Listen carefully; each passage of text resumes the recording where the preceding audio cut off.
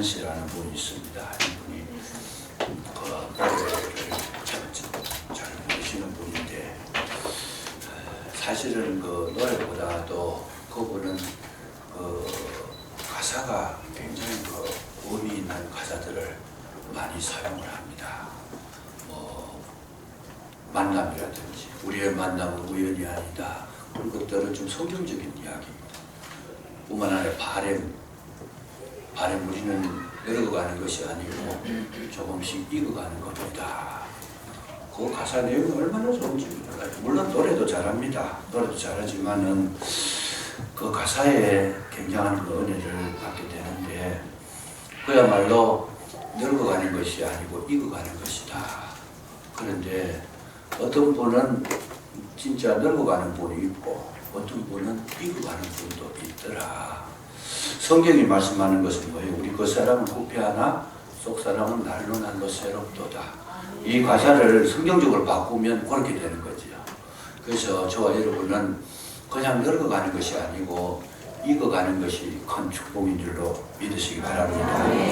사람을 가만히 보면 그대로 놔두면 그냥 늙어가는 겁니다. 그리고 생명이 어느 순간 되면 이 세상에서 끊어지게 되는데 그런데 그냥 늙어가는 것이 아니고 잘 이렇게 갈무리를 하면 우리는 아름다운 인생이 되고 참 익어가는 인생이 된다는 거 이걸 우리가 인식할 수가 있습니다.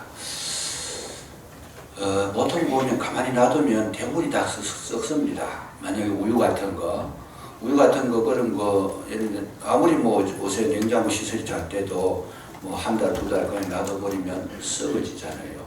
근데 썩는데 그 썩고 나면 굉장한 그 악취가 나고 우리 그 참 인간에게 건강에 굉장히 해를 끼치는 아주 그 쓸모없는 그런 어떤 물질이 되어버립니다.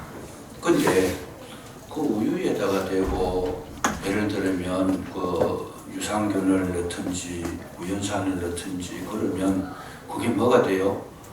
그 치즈가 되고 그 요구르트가 되고 그러니까 이걸 잘 갈무리를 하면 굉장히 우리 인체에 유익한 그런 어떤 물질이 음료가 될 수 있다는 거죠.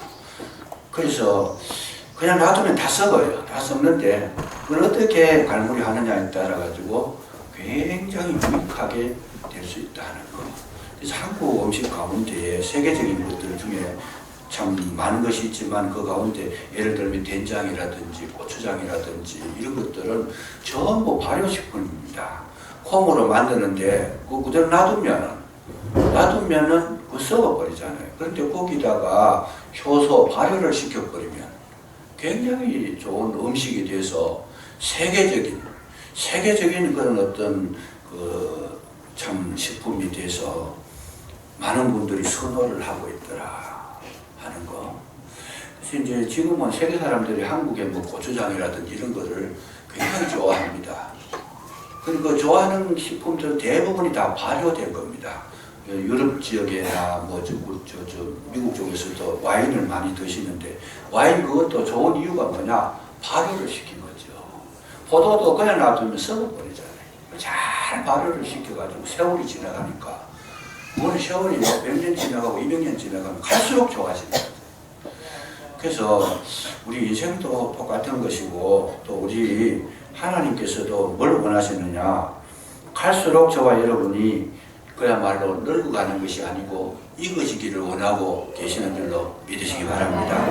근데 그걸 가만히 놔두면 익어지는 게 아니고 거기에다가 무언가를 섞어서 발효를 시켜야 된다.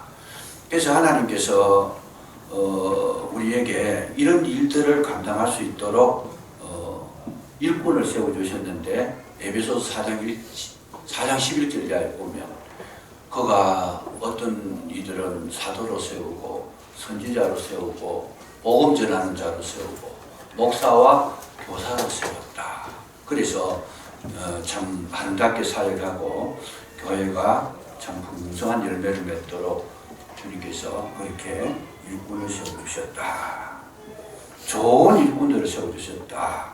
사도와 선지자는 없습니다. 지금은 다 성경이 완성됐기 때문에 없어지는데, 지금 있는 건 뭐냐면 복음 전하는 자, 목사와 교사.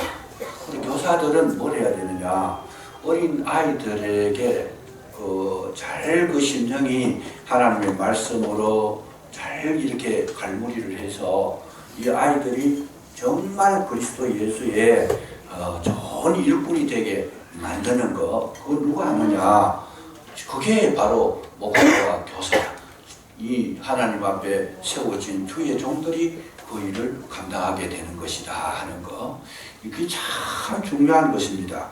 그래서 선생님이 어떻게 하느냐에 따라서 이 아이가 잘 이해할 수 있고 유익한 자가 될 수 있는 반면에, 선생님이 잘못해버리면 그 발효가 잘못되면 썩어버린다는 거죠. 그래서 이제 하나님께서 이 사람들을 양육할 때에 선생님을 주시고 가정에는 부모를 주십니다. 그래서 부모님들의 책임이 얼마나 크냐, 자녀가 어떻게 자라는가는 누구에게 달려있느냐? 부모에게 달려있다라는 거예요. 그 열매로 그들을 안다 그랬죠. 자녀를 보면 누구를 알아요? 부모를 안다는 거예요. 그러니까 우리는 참 사명이 큽니다. 우리 자녀가 다른 사람에게 유익한 인물이 되고 선한 영향력을 끼치고 어디 가든지 참 좋은 이웃이 되도록, 정말 하나님이 나라를 세운 일꾼이 되도록 우리가 부모님들이 자녀를 잘 그렇게 가르쳐야 되는데, 가정교육이 잘 된 이 아이들을 보면 그 아이들을 교육시킨 자가 누구냐? 부모라는 거죠. 그래서 부모는 가정의 선생님입니다. 가정에서는 부모가 선생이고, 학교에는 교사가 선생이고, 주일학교에는 우리는 교사지만은 어떤 교사예요? 그냥 지식만 가르치는 교사가 아니고 하나님의 말씀을 가르치고 또 영성을 키워주는 실질적인 교사가 되기 때문에 교회의 교사가 제가 봐서는 세상의 교사보다 더 사명이 막중하다 하는 것, 이걸 우리가 발견할 수가 있습니다. 그래서 이 교사가 어떤 교사가 되어야 되느냐, 이 문제는 그냥 뭐 가볍게 넘길 문제가 아닙니다. 왜냐하면 그 교사는 자기 혼자가 잘못되면 혼자로 끝나지만, 가르친다고 했을 때 잘못 가르치게 되면 자기도 넘어지고 그 가르침을 받은 자도 넘어지니까 뭐예요? 책임이, 가르치는 숫자만큼 책임이 자기에게 돌아오는 거죠. 그래서 성경은 너희들이 많이 선생이 되지 마라 그래요. 차라리 넘어지려면 너 혼자만 넘어지지, 엉뚱하게 가르쳐가지고 다른 사람까지, 다른 아이들까지 다 무너뜨리면 그걸 어떻게 감당할 것이냐. 그러니까 소자 한 사람, 적은 사람 한 사람을 실족시키게 되면 차라리 너희 목에 연자맷돌을 메고 바다에 빠지는 게 낫다. 이렇게까지 강하게 말씀하시는 이유가 그 책임의 막중함을 말씀하고 있는 것이다. 그래서 저도 목사지만은 목사의 책임이 굉장히 큰 겁니다. 왜? 잘못 가르쳐 놓으면 목사 혼자만 뭐 차라리 잘못되면 괜찮지요. 그건 자기가 잘못해서 가는 거니까. 그런데 그 가르침을 받아가지고 성장했던 모든 성도가 잘못 배워가지고 다 잘못됐다라면 목사 책임이라는 거죠. 굉장히 그게 책임감이 큰 것이고, 또 그 성도 수가 많으면 많을수록 책임감이 더 큰 것이다. 뿐만 아니라 교사도 마찬가지지요. 반에 아이들을 잘못 가르쳐가지고 아이들이 멍들게 하고 병들게 해놔놓으면 교사 책임이다. 그래서 우리는 뭐 해야 되는? 정말 진리를 가르치고 생명을 나누고 하나님의 사람으로 세우는 데에 반드시 하나님의 거룩한 예수 그리스도의 좋은 일꾼이 되는 것이 축복인 줄로 믿으시기 바랍니다. 여기 보면 6절에 네가 이것으로 형제를 깨우치면 그리스도 예수의 좋은 일꾼이 되어, 그리스도 예수의 좋은 일꾼이 되어 믿음의 말씀과 네가 따르는 좋은 교훈으로 양육을 받으리라. 이러면 그리스도 예수의 좋은 일꾼에게서 배운 자들은 그들이 양육을 받아서 참으로 하나님 나라의 신실한 일꾼이 되는 것이다. 그래서 좋은 일꾼이 되라는 거지. 좋은 일꾼이 되라. 그럼 좋은 일꾼이 그냥 가만 앉아서 되는 것이 아니고 여기서 요구하는 것이 많습니다만은 그 가운데 오늘은 뭐 많은 시간이 주어진 것도 아닌데 한 3가지 정도만 살피려고 합니다. 여기 보면 첫째 나오는 것이 그리스도 예수의 좋은 일꾼이 되어 믿음의 말씀과 네가 따르는 좋은 교훈으로 양육을 받으리라. 여기 제일 처음에 나오는 게 믿음의 교사가 되라는 거죠. 믿음의 교사. 그래서 학교 선생님은 머리가 좋아가지고 지식만 잘 가르치면 학교 선생님이 될 수 있습니다. 그런데 교회 선생님은 지식만 가지고 되는 게 아니다 그 말이죠. 지식이 필요 없다는 말은 아니에요. 지식이 있어야 되지만은 지식만 가지고는 안 된다. 지식뿐만 아니고 뭐가 있어야 돼요? 믿음이 있어야 된다는 거죠. 근데 이 믿음은 가르치는 것이 아니라는 거예요. 믿음을 어떻게 가르치겠어요? 그 믿으라고 권유는 할 수 있지만은 믿음을 가르치는 길은 없습니다. 그 믿음에 가르치는 길은 딱 한 가지 있는데 그건 뭐냐 하면 내가 믿음으로 사는 것밖에 없어요. 믿음을 가르치는 것은 나를 보고 여기도 보면 본받으라 그래요. 본받으라. 본이 되어 12절 끝에 보면 믿는 자에게 본이 되라는 거죠. 믿음을 가르치는 교사는 자기가 믿음의 사람이 되는 거 그게 가르치는 거다는 거죠. 그게. 그래서 말로 믿음을 가르칠 수가 없어요. 이거 믿음은 보여주는 게 아니잖아요. 보이지 않는 건데 이거를 가르칠 때는 내가 믿음의 사람이 되고 내가 믿음의 그 행실을 보여주고 내가 믿음으로 주님을 따르는 그 형상을 사랑하는 아이들에게 친히 나타내 주는 것이 믿음의 교사라는 거죠. 그래서 이 성경을 가만히 연구를 해보면 예수님께서 이 땅에 오셔가지고 12제자를 부릅니다. 마가복음 3장 13절 이하에 보면 12제자를 불러주셔서 제일 처음에 하신 것이 뭐냐? 예수님께서 저들과 함께 있게 하시고 그 다음에 뭐예요? 저들에게 참 권능도 주시고 귀신도 쫓아내게 하시고 복음도 전하게 하셨더라. 그건 뒤에 따라오는 거예요. 근데 제일 처음 했는 것이 뭔가 하면 함께 있게 하셨다는 거죠. 지금 그 함께 있게 하는 거 그거는 뭡니까? 예수님하고 같이 사는 거예요. 그냥 이거는 말로 배우는 게 아니고 행위로 배우는 거잖아요. 그래서 이거 제일 먼저 했다는 거예요. 예수님께서 제일 먼저 했다는 것은 말로 아니고 행위로 가르치는 것이 제일 중요하다는 겁니다. 그래서 같이 사는 거예요. 그냥 보고 듣고 배우는 거죠. 자녀가 이 땅에서 성장해서 살아갈 때에 부모에게 뭘 배워요? 부모의 살아가는 모습을 보고 배우는 겁니다. 전화하면서 나 없다 그래.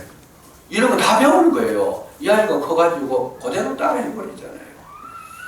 있으면서도 나 없다 그래. 그거 거짓말이잖아요. 그걸 자기는 무의식 중에 했는 건데 자녀는 그걸 보고 배우는 거예요. 우리 아버지는 있어도 없는 사람이다. 머리에 딱 인이 매겨버리잖아요. 그래서 그게 진짜 어려운 것이 정말 자녀를 바르게 키우기 위해서는 부모가 바르게 살아야 되고 바른 모습을 보여야 되고 바른 언어를 써야 되고 바른 행동을 해야 된다는 거야. 이게 최고의 교육이라는 것을 성경은 우리에게 가르쳐 주시고 있습니다. 그래서 아이들에게 거짓말 가르칠 거 없어요. 거짓으로 사는 거 보여주는 거짓말 배워요. 저들로.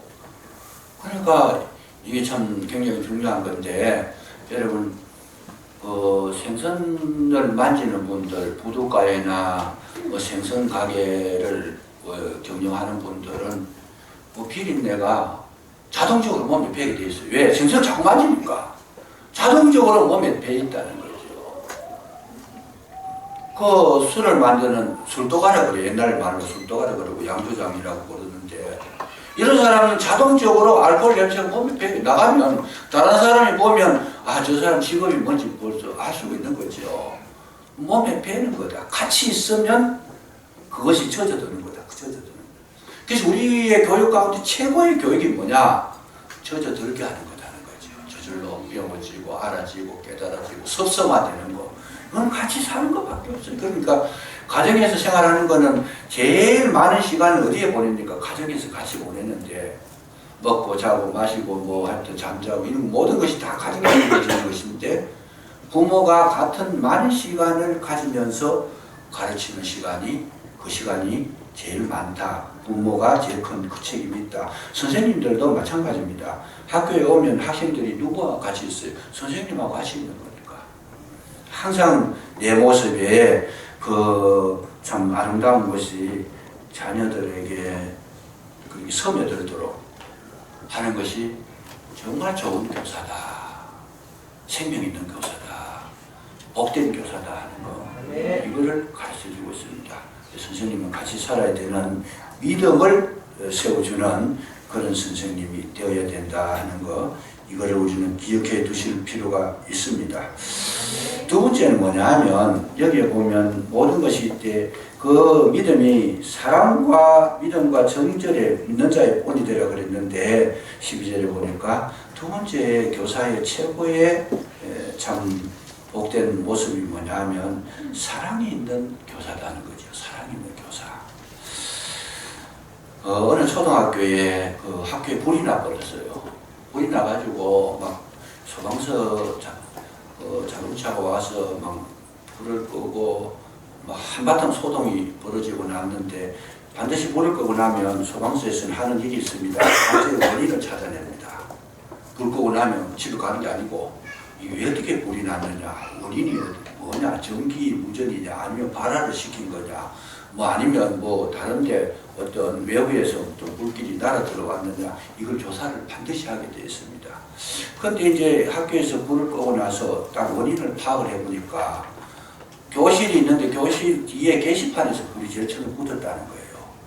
그래서 이거 왜 그러냐 하고 캐물고 이제 들어갔는데, 그래서 이제 찾아내가 보니까 그 반에 있는 학생, 어린 학생 하나가 그 게시판에 불을 붙인 거예요. 이 아이가. 이 아이가 그냥 그 저 게시판에 종이에다가 그림 그려가 붙이고 글씨서가 붙이고 이렇게 붙여놨는 거를 불을 질러버린 거죠. 그래서 이제 그 아이를 찾아가지고 물어본 거죠. 너 왜 거기 불을 붙였나 이랬더니 이 아이가 하는 이야기가 뭐냐 하면 그 그림을 그려서 붙여놓고 글씨를 잘 써서 붙여놨는데 지 그림은 없는 거예요. 자기 그림은 없는 거예요. 거기에 쓴 것도 없고 그러는데 그걸 보는 순간 저 아이들은 얼마나 선생님이 사랑할까 이 생각이 딱 드는 거죠. 얼마나 사랑할까. 근데 내 그림은 없더라. 그러니까 이 학생 마음속에는 나도 사랑을 받고 싶다라고 하는 그 욕망이 솟구쳐 올라오는 순간에 사랑받을 길이 없으니까 불질러버린 거예요. 관심을 끌려고. 그래서 정말 그 엄청난 그런 어떤 문제가 발생하게 되는데, 오늘날 우리에게 있어서 제일 큰 문제가 뭐냐 하면 사랑의 문제입니다. 사랑의 문제인데, 교사가 아이들을 가르칠 때 사랑하는 마음이 없으면 그 아이는 흙길로 가버립니다. 불질러 버립니다. 교사한테 사랑을 못 받으면요, 아이가요 자꾸 엉뚱하죠. 그래서 우리는 사랑이라고 했을 때에 두 가지를 생각해야 됩니다. 그 두 가지가 뭐냐 하면 사랑을 우리가 해야 되고 하는 것만 아니고 사랑을 받기도 해야 됩니다. 사랑을 하기도 하고 받기도 해야 되는데, 사랑을 받는 것도 굉장히 중요합니다. 내가 사랑을 받은 사람이 사랑을 가르칠 수 있는데, 더 중요한 거는 사랑을 줄 수 있는 대상이 있어야 된다는 거예요. 여러분, 이게 굉장히 큰 행복인데, 많은 사람들이 불행한 이유는 자기는 가진 것은 많은데 사랑할 대상을 못 찾아서 비극이 되는 경우가 참 많습니다. 그러니까 정말 내가 사랑할 수 있는 그 대상을 찾으면 자기의 생활에 굉장히 활력소가 있어요. 굉장히 자기 생활에 성실합니다. 열심히 있습니다. 왜요? 사랑을 줄 수 있는 대상을 발견하면 에너지가 막 생기는 거고, 거기에 힘이 생기고, 거기에 열정이 일어나게 되어 있어요. 근데 많은 것을 가졌는데도 사랑할 수 있는 대상이 없다라면 굉장히 불안한 거죠. 그래서 우리는 자꾸 사랑 받으려고만 하는데, 사실은 더 중요한 거는 사랑할 수 있는 대상이 있는 것이 최고 중요하다는 거죠. 그래서 예수님께서 이 땅에 오셔가지고 그야말로 십자가에 몸을 던지시는 거, 그거는 예수님 자체도 힘드는 부분인데, 그 자체의 십자가에 자기 몸을 던질 수 있었던 것은 뭐냐? 찾고 찾아 올라가 보니까 하나님은 우리 인류를 사랑했다는 거죠. 우리 사람들이 사랑의 대상이 됐다는 거예요. 사랑할 대상을 찾았으니까 내가 너희들을 위해서는 내 목숨을 던져도 아깝지 않다는 거죠. 그래서 가장 힘 있는 사람이 누구냐? 사랑할 수 있는 대상을 찾아서 그 사랑하는 사람을 위해서 일하고 뭔가를 즐거움을 주기 위해서 노력하고 그 마음속에 사랑할 대상을 간직한 자들은 이 땅에 살아갈 때에 어떤 어려움도 이겨낼 수 있는 힘이 있다는 거예요.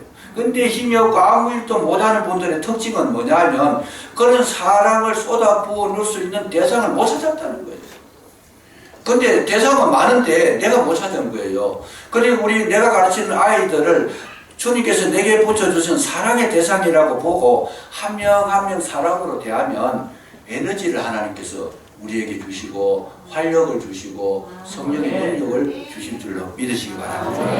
물론 사랑하는 방법은 다르겠지만 마음은 사랑의 대상을 향해서 있어야 된다는 거죠. 그래서 이 아이를 정말 내가 세워줘야 되겠다. 사랑한다. 그래서 오늘 우리가 사랑하는 대상으로 보는 것이 참 중요합니다. 여러분, 사랑이 떨어지게 되면 모든 에너지가 떨어지고 모든 것이 뭘로 여겨지느냐? 짐으로 여겨집니다. 여러분, 자녀가 참 힘들게 한다. 나를 괴롭게 한다. 자녀가 정말 그냥 참 나에게 고통거리다. 이런 생각이 드는 것은 왜 드느냐? 사랑이 식었다는 거예요. 여러분, 때때로 남편이 힘들어지고 아내가 힘들어졌잖아요. 결혼할 때, 사랑할 때는 그런 마음 없어요. 밤 12시에 나오라 그래도 나가잖아요. 하여튼 뭐 하루 12번 봐도 계속 그냥 힘들어도 힘들지를 모르는 거예요. 사랑이 있으니까. 근데 이제 나이가 이제 뭐 40이 되고 50이 되고 살은 지가 뭐 20년, 30년 지나가면 이제는 뭐 그냥 말만 잘못해도 문제가 되고 그냥 누가 뭐 전화 한번 잘못했다가 아내한테 두드려 맞다 가더라고요. 사랑이 식으니까 그래. 사랑이 식으니까. 사랑이 식으니까. 그래서 그 나이가 80 넘어가지고 누가 그런 이야기하지 80이 넘어가지고 아침에 일어나니까 아내가 막 되게 막 버럭하고 막 발을 차더래요. 왜 그러냐 했더니 당신 친구들은 다 산에 가자는데 너는 와 여자 이렇게 하는데 사랑이 식으니까 방에서 자면 얼마나 좋아요. 그게 예쁘고 사랑스럽고 막 잠잘 때 뭐 혹시 이불이 안 덮여졌나 벗겨졌나 보고 덮어주기도 하고 할 텐데 사랑이 식어버리니까 그냥 사내가 자라는 말이죠. 오늘 우리에게 있어서 제일 큰 힘은 뭐냐? 사랑인 줄로 믿으시기 바랍니다. 짐이 된다는 건 이미 사랑이 식은 거예요. 아니, 주일학교 선생님이 됐는데 아이들 또 가르쳐야 되나? 휴일학교 시간이 여러분 재미있고 즐겁고 빨리 만나고 싶고 뭔가 이렇게 나누고 주고 싶은 이런 열망이 있어야 여러분 그 아이들이 살아나게 될 줄로 믿으시기 바랍니다. 자녀들은 사랑을 먹고 자라는 거죠. 사랑을 먹고. 부모가 사랑이 자녀들에게 없을 때 그 아이는 삐뚤어집니다.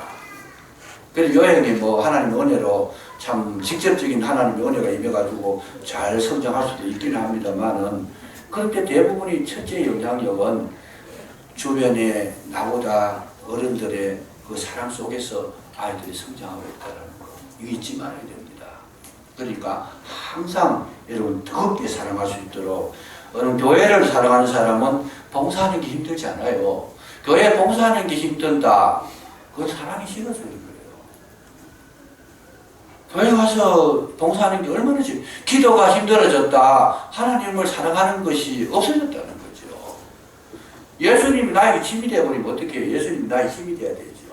나의 은혜가 되고 나의 능력이 되고 그야말로 다윗이 고백했던 것처럼 나의 힘이 되신 여호와여 내가 주를 사랑하나이다 이래 돼야 되지. 나의 골칫거리가 되는 예수여 이래 되면 그건 이미 신앙생활이 실패한 거잖아요. 그래서 항상 우리는 뭐냐? 사랑의 관점에서 여러분 보셔야 된다는 거죠. 전도하는 거는 뭐냐? 영혼을 사랑하니까 전도하지. 전도해라 해서 하는 거하고는 차이가 있어요. 전도를 해야 된다 해서 하는 거는 그래도 마음의 짐을 가지고 전도를 합니다. 아이고 하기 싫은데 교회에서 하니까 어쩔 수 없이 해야 되고 내가 또 전도팀이니까 해야 되고 이런 것이 아니고 거기에는 열매가 뭐 맺혀질 수도 있지만은 그거는 크게 기대할 것이 못 됩니다. 뭐냐? 영혼을 사랑하는 마음이 있으면 전도 때가 아니고 항상 전도하게 되고 언제나 전도하게 되고 시간만 나면 그 영혼을 향해서 뭔가 생명의 말씀을 던져주고 싶다는 거죠. 이게 정도라는 거예요. 그러니까 우리 항상 뭘로 채워져야 되느냐? 사랑하는 만큼 행위가 나오게 돼 있어요. 근데 그 사랑이 없이 하는 것은 힘든 거고 어려운 거고 고통거리다. 그래서 하나님은 우리에게 뭐라고 그러셨어요? 이색하거나 억지로 하지 말아라. 그 왜? 사랑에서 나온 게 아니다는 거죠. 축복이 안 된다는 거예요. 그래서 주의를 해도 즐겁게 하는 분이 있는 반면에 힘들게 하는 분이 있더라. 자주 하는 예화로 그런 거 있잖아요. 그 성전을 짓는데 돌을 따듬는 석공이 쳐다보니까 한 사람은 막 얼마나 그냥 재미있어가지고 망치질하는 그 돌을 깨는 모습이 얼마나 아름답고 힘차게 하는데 보는 사람도 즐겁다는 거예요. 근데 한 사람 가만히 보니까 망치가 올라가고 내려가는 게 그야말로 사흘에 한 번씩 때리는 거예요. 그냥 올라가기도 싫고 내려오기도 싫고 억지로 하는. 이 사람은 성전에 돌 깨는 게 자기 돈 벌려고 하는 거고, 막 열심히 하는 사람은 뭐냐고, 자기가 주의 성전을 짓는데 내가 깨는 이 돌이 성전의 주춧돌이 되는데 얼마나 감격이 있어가지고 막 에너지가 막 생기는 거죠. 노래 불러가면 즐겁게 하는 거예요. 여러분, 하나님 오늘도 저와 여러분의 중심을 보시는 줄로 믿으시기 바랍니다. 교사를 하시든 무슨 직분을 맡으시든지 무슨 일을 하더라도 뭐야? 사랑을 하는 것이 가장 큰 축복이라는 거죠. 그 사랑으로 할 때 주님께서 하늘 문을 열어주시고 성령의 충만함을 주시더라. 참 즐거운 겁니다. 여러분, 가정에서도 부모가 있고 시부모가 있어요. 사랑하는 마음이 식어지면 부모도 귀찮아요. 그냥 부모도 참 진짜 산에 빨리 안 가시나 그냥 편안한 잠자리 그냥 마련해 드릴 테니까. 그러나 사랑하면 부모가 떠나는 것이 정말 안쓰럽죠. 떠날까봐 걱정하잖아요. 하루라도 더 사십시오. 뭐 하여튼 그냥 어떻게 해서든지 좀 연장을 시키려고 애를 쓰지만 사랑이 식어버리면 아이고 대충 살다 가십시오. 그냥 사랑의 교사가 되시기를 주의 이름으로 축복합니다. 세 번째 우리가 볼 수 있는 것은 뭐냐 하면, 여러분, 교사는 뭐니 해도 말씀이 있어야 된다는 거죠. 말씀 교사가 되어야 된다. 왜 그러냐? 이 말씀만이 사랑을 변화시키고 말씀만이 생명을 주고 말씀만이 우리의 가장 큰 권원적인 축복을 허락해 주시는 것이다. 그래서 유대인들이 세계에서 제일 큰 복을 받고 뛰어난 민족이 된 것 중에 제일 근본적인 게 뭐냐 하면 저들은 말씀을 품고 다니는 사람이더라. 말씀을 품고 다니는 사람이다. 그래서 테필라라고 하는 게 있습니다. 테필라가 뭐냐 하면 말씀 상자입니다. 말씀 상자인데 여기에 말씀을 넣어가지고 신명기 6장 4절에서 9절에 보면 항상 그 말씀을 집에 앉아있을 때라든지 누워있을 때라든지 길가에 참 길을 갈 때라든지 어디에 있든지 이마에 미간에도 붙이고 손목에도 감고 다니는. 유대인들의 특징은 그 테필라라고 하는 것을 항상 간직하고 그렇게 다니더라. 그래서 하나님께서 세계 최고의 뛰어난 민족으로 만들어 주셨는데 그거를 본받아 가지고 지금은 그런 교회를 제가 잘 가보니까 잘 없어요. 그런 교회가. 과거에 30년 전 40년 전에 교회는 가면 반드시 교회 앞에다가 막 이렇게 플래카드를 막 천장에 이렇게 빨리빨리 촥 해가지고 오천하는 잠잠할지어다 뭐 하고 뭐 내 집은 만민의 기도하는 집이다 그러고 거기에다 이 하나님 말씀을 그렇게 기록해놨다는 거지. 그게 이제 거기에서 나오는 교훈이에요. 교회에서는 말씀이 있어야 된다 해가지고 앞에다가 말씀을 붙여놓고 막 그 말씀을 방송하고 그렇게 했는데 유대인들은 그걸 아예 그냥 머리에 붙이고 다닌대요. 손목에 감고 다니는데 그냥 말씀이 아니고 그 속에 테필라라고 하는 것 속에 네 가지의 요소가 들어있습니다.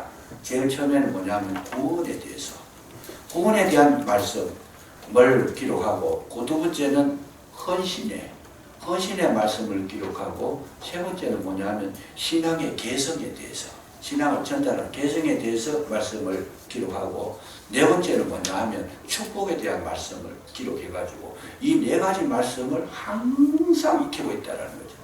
구원에, 헌신에, 신앙 개성에, 또 마지막에 축복에 대해서. 그래서 이 말씀을 항상 저들은 암송하고 다니고, 그야말로 앉았을 때, 일었을 때, 뭐 길 갈 때, 누웠을 때 언제든지 그 말씀을 암송을 하더라. 그리고 집에도 뭐냐면 문설주와 바깥문에 기록했더라. 문설주와 바깥문에. 집에 들어갈 때도 입구에다가 말씀을 기록해놔놓고 문설주에도 기록해놔놓고. 이 유대인들은 특징이 철저하게 말씀을 중심으로 이루어진 그런 민족이었다는 것. 그래서 여러분, 오늘 저와 여러분이 꼭 하셔야 될 게 뭐냐 하면, 교사가 되려고 그러면 한국에 이 테필라라고 하는 최고 성분이 있어요. 그분의 지론에 따르면 여러분, 적어도 테필라 안에 네 가지 분류의 말씀이 있는데, 예를 들면 구원의 말씀이다 했을 때에 구원의 말씀에 대한 것을 100가지는 기록을 해야 된다는 거예요. 성경을 찾아가지고 100가지를 기록하고, 헌신에 대한 것 100가지, 신앙 개성에 대한 것 100가지, 축복에 대한 것 100가지. 그래서 적어도 교사들에게 요구되는 것이 뭐냐? 400구절을 외워야 된다는 거예요. 400구절, 성경 400구절을 외워야 됩니다. 우리 교사들 나중에 이전도 어디 내려갔지, 이게 없지. 나중에 시험을 쳐가게 제가 우리 교사들 몇 구절 외우는가, 종이 100지도 안 한 거, 그거 주고 제가 꼭 시킬 겁니다. 자기 아는 구절을 한번 써봐라.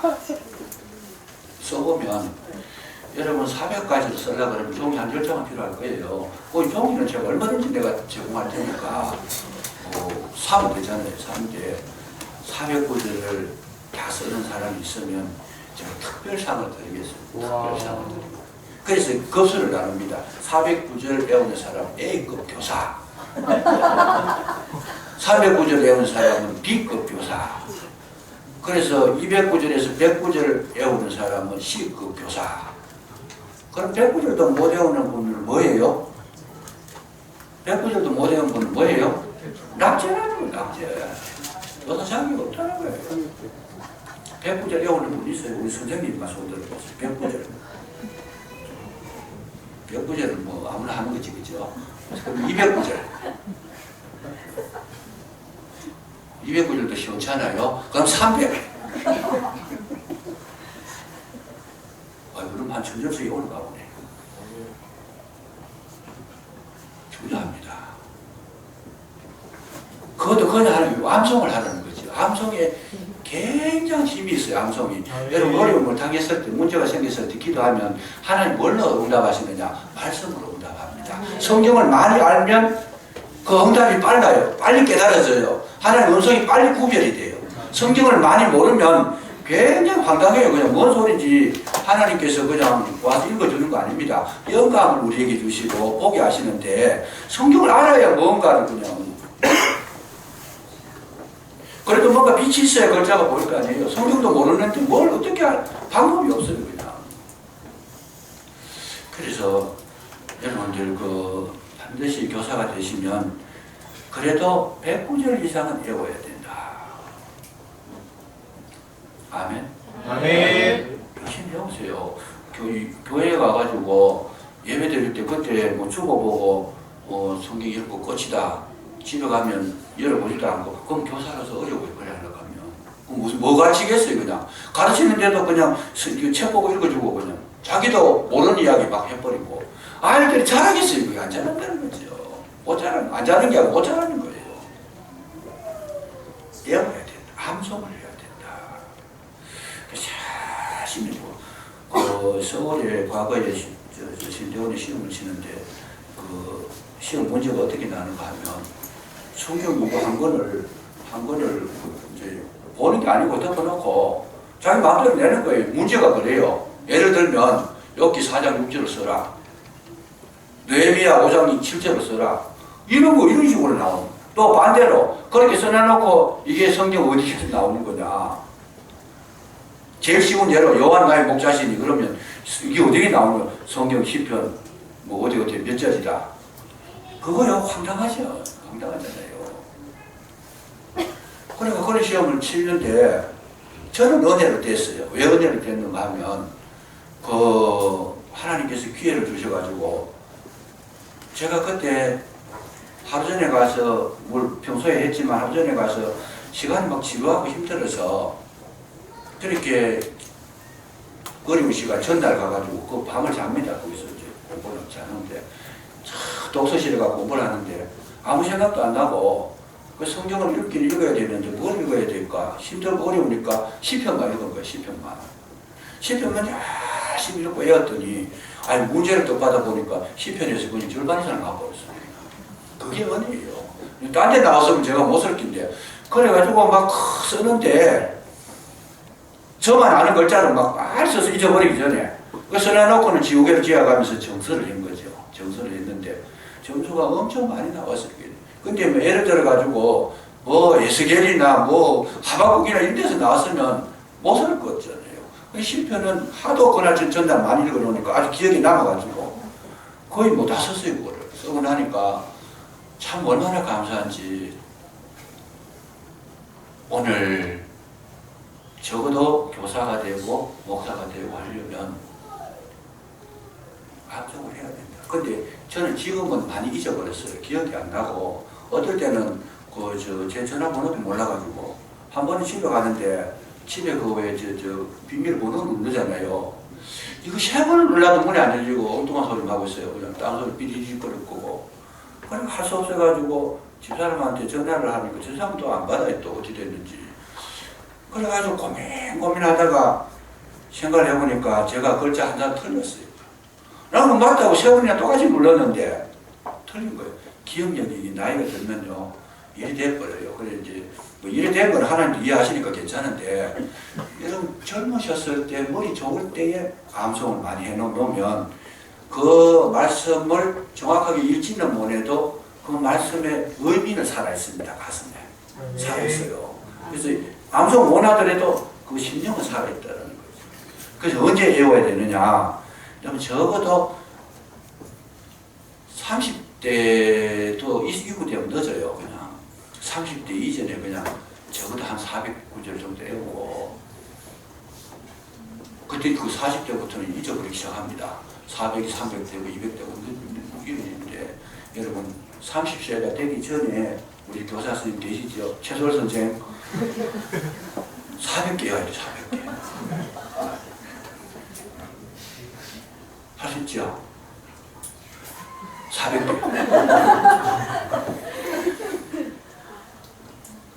근데 할 수 없는 게 아니고 할 수 있어요. 그게 아멘. 400개 예를 들어가지고 중요한 것만 성경 보고 중요한 그 장들이 많이 있잖아요. 그것만 다 해도 400개 돼요. 제일 중요한 건 신약에 오면 산상수훈이고 쫙 내려가면 그거 한 20줄 되잖아요. 벌써 간단히 그것만 끝나. 히브리서 11장 그 믿음장 뭐 이런 식으로 해가지고 촉촉촉촉 로마서 8장 뭐 중요한 건 다 외우는 거예요. 그냥 외우면 성경이 저절로 머리 다 들어오는 거잖아요.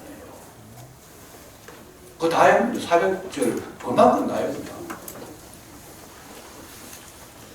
그래서 여러분 말씀의 교사가 되고 그 말씀이 심령에 담기 위해서는 어떻게 해요? 말씀을 외우면서 기도해야 된다.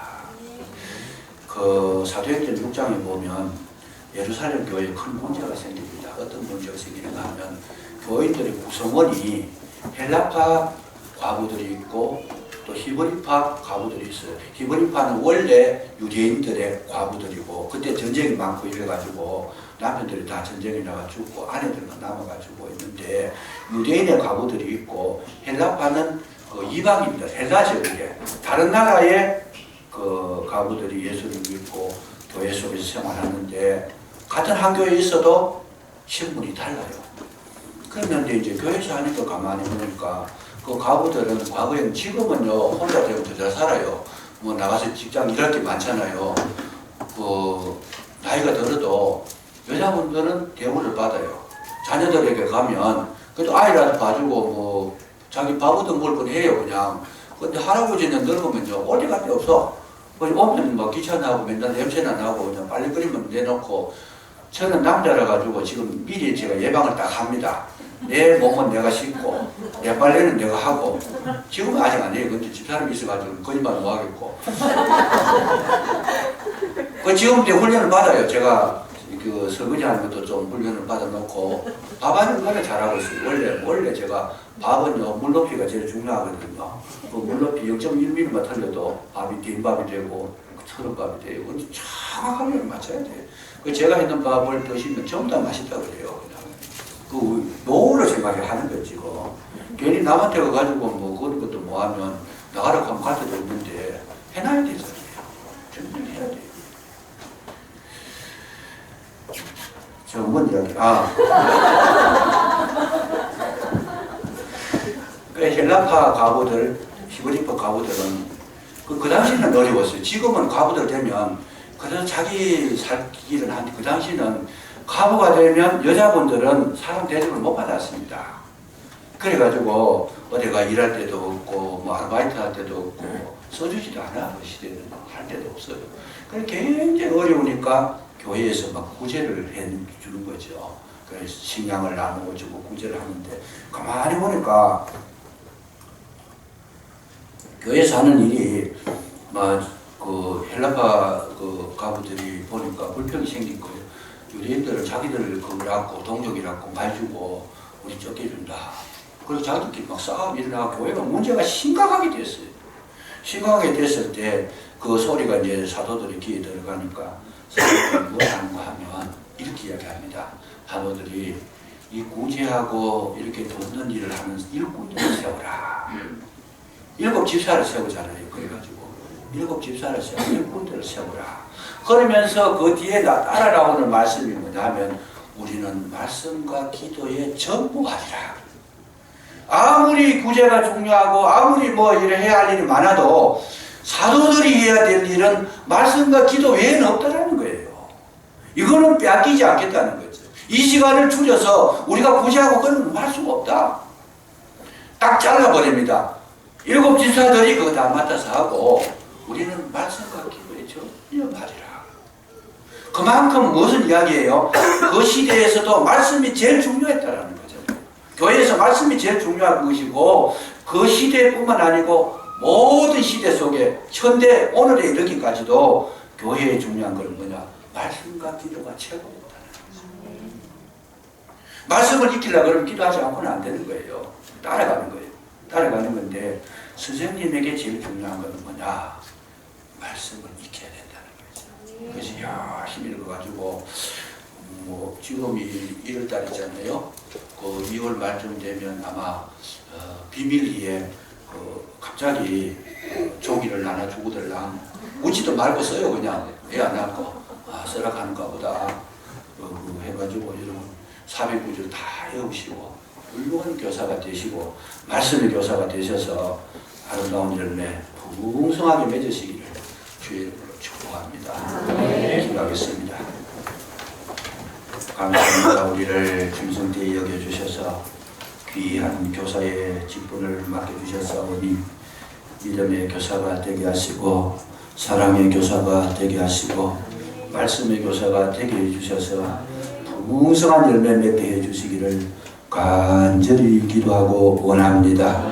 아버지 앞에 설 때에 착하고 충성된 종아 네가 잘하였도다 칭찬 듣는 모든 교사가 되게 하여 주시옵소서. 예수님 이름으로 감사기도 드리옵나이다. 아멘.